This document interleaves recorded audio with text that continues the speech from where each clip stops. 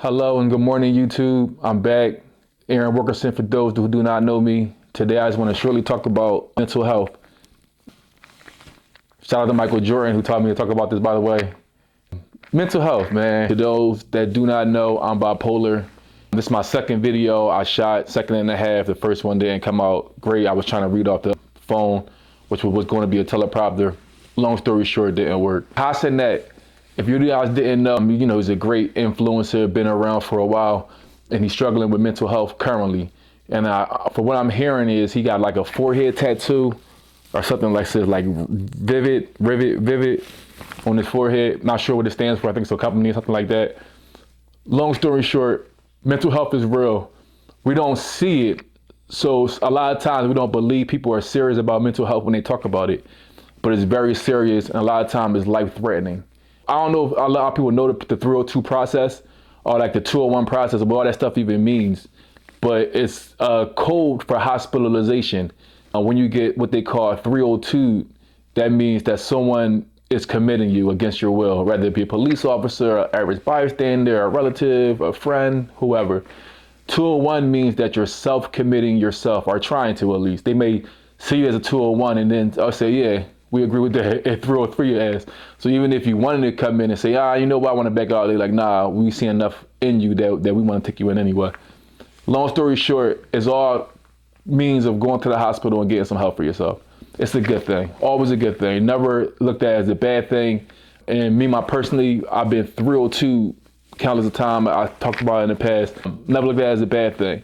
What I do see though is the miscommunication with the enforcement that causes me to have to go through more of a process than I had to if I would have put myself in, or if they would have just told him a little more truthful information. Hey, you want this guy to get help, but he really, he don't be suicide homicidal. Like, well, we can't help him. Well, we need to help him, because if not, then he will become that way, or whatever the guys say.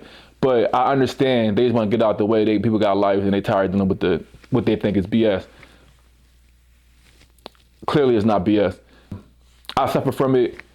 I could go off on a tangent, but what I was wanting to say is it's tough to deal with, because when you go through it and when you're going through it, it's hard to realize you're going through it, because you find yourself living better. You find yourself eating more healthier, becoming more healthier, waking up in that flow state. When you're getting up between 5, 4, 6 p.m., 6 a.m., you're going to bed, at a good time, you're sleeping better, things of that nature. And even when you're not sleeping great, you're still getting up, wired, ready to go, and you're getting a lot of stuff done.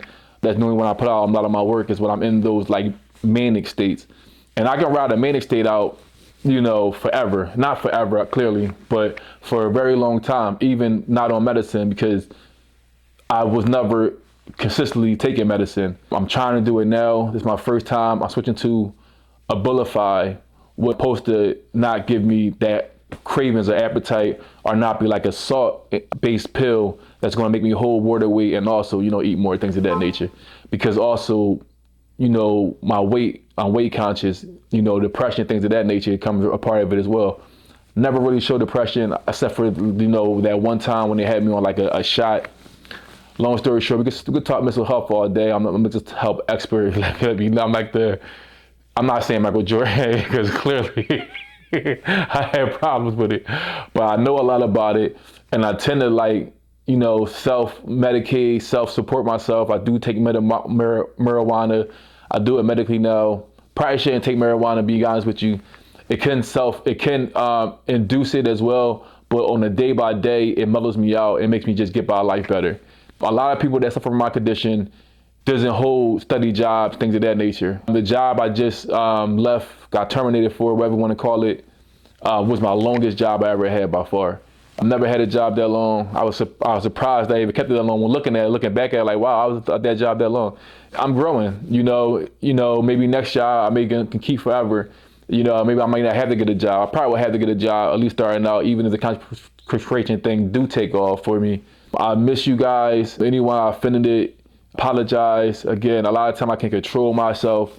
I bury stuff down. I don't bury stuff down. I feel I let it go, but somehow I never let it go. It comes back at the darkest times. Things come out. Sticks and stones. A lot of people get too caught up in their feelings over some words, especially for somebody that have a bipolar condition. Like, come on. Like, I'm human. And if you guys know me day by day, that my actions are not like that.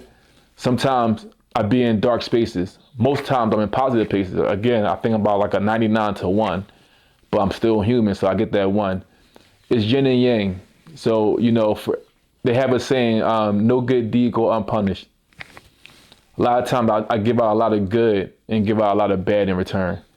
A lot of times I stress out with things, like I said, I cannot control, things that do not concern me. I'm very selfless. I care about the world. I care about the weather. I care about all kinds of stuff that's like beyond my control. I care about going to Venus, mining space asteroids, people that do not know me. I care about all kinds of stuff. And I'm willing to talk about it. I'm open. I'm very free will about all that stuff for myself. Is impactful. It impacts me to my life. I try not to let it, but if it does impact me, affects me. I like to see myself as very controlled individual, very, poised, very positive, very adult-like, mature, if you want to call it. And when I snap out on those ways, it comes off as very immature. But I tell you what, I don't even try to control those no more, because I know it's nothing but God lashing out from my heart. For some reason, it's like a cleansing method. It's a way when I level up, I go through that. Normally, I don't lash out through people, normally, or not a lot of people, normally. When you see me going through that, just know it's my way of documenting it. I use Facebook to document it because that's what I have. And I always done it that way. Whatever I do, I just feel a sensation or fulfillment, when I put stuff to people that can see.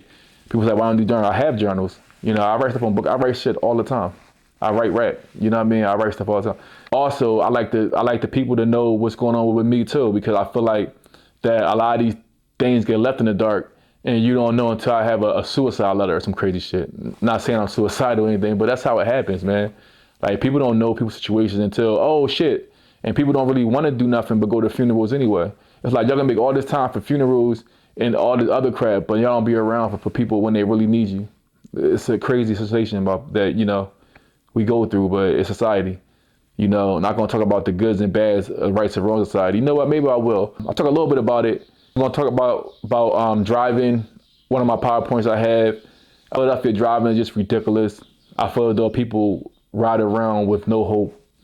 A lot of people just ride around recklessly for no reason because they are hopeless. For those who do not know, the cost of living in Philadelphia is going through the roof. We're becoming trending as, just like any other major city now, whereas before we had the lowest cost of income. We had the lowest, not low cost of income, we had the lowest income, but it's rising now. They just passed the bill. For those who did not see it, they seen it coming, so I guess they have a lot of stuff building. People from New York is coming down to Philly now because the expense of New York is getting too high, and Philly is going to be like the next, metro area that a lot of people want to start capitalizing on. And you see it. I mean, you see buildings and stuff like things of that nature getting built up left and right. Can be scary. If you're renting, I would say try to look for something sooner than later. Reason being is because as the cost of living rises, the price of everything is going to go up, including the housing. Unfortunately, even as a homeowner, we have to deal with the rise of property tax. So even owning, you don't run from it, but at least you kind of secure yourself from being bumped out of the market too bad. Some people got good places and good rental situations. If you're in a situation and that works for you, great. I'm not telling anybody to go out and do anything. But I was just saying, look towards it, because in the future, if your landlord or somebody decides to bump you out or something happens unsuspectingly and you're somehow looking like I was a few years back, you'll be shell-shocked by the prices of everything because you haven't looked on the market in a while. So sometimes it may be better just to lock in something, so later down the road, you're not looking up saying, damn, I should have did that years ago, because now I'm stuck paying something else because whatever, the dollar value is falling, It is, just like everything else, they can't stop resources without stopping the fiat currency from falling anyway. Anybody don't know about fiat currencies is the second you stop backing it by gold, it's only a matter of time before that currency fails. That's why like Bitcoin, things of that nature start coming out in the first place. But we have such a strong dollar because we have such a strong economy and we're like the world leaders, things of that nature, that we kind of ride the fiat currency out, for a longer process because the world relies on it. That may not always be the case. Anything can happen in this world. We have, leaders that are, leading. You know what I mean? Doing what leaders do. Leading how they want to do it. I hear Trump putting his signature on the dollar bill. That's a motherfucker, bro. I'm trying to keep this video short and sweet and just come to you guys more often with different PowerPoints information. Next time I will come a little bit more better. I just want to reach the people. It's been so long. I just had like a little moment where I just wanted to get in front of the camera and do something. But yeah, content coming soon. That's the goal for me. I'm gonna try to do something on the side as well, but I'm gonna try to grow as a creator. I just like the media thing too much to not focus on doing it, mean term. Thank you guys again for listening, and I'll talk to you guys soon.